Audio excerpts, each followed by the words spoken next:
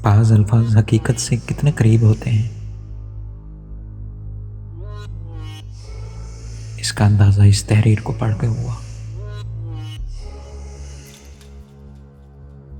गौर से सुनिएगा।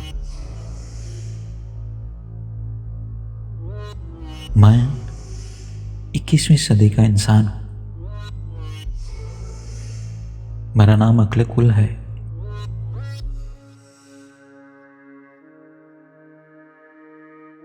मैं जो कहता हूं सही कहता हूं।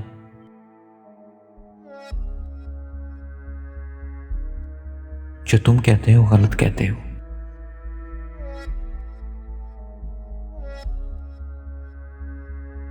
दूसरों पर तनकीद करने में आजाद हूं,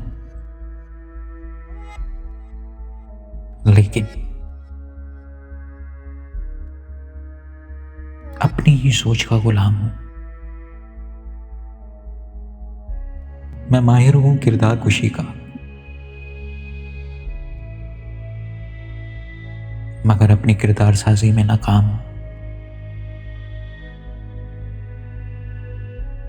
मैं करता हूं सलाम चढ़ते सूरज को,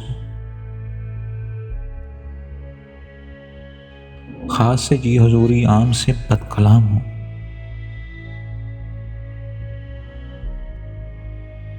मैं 21वीं सदी का इंसान हूं।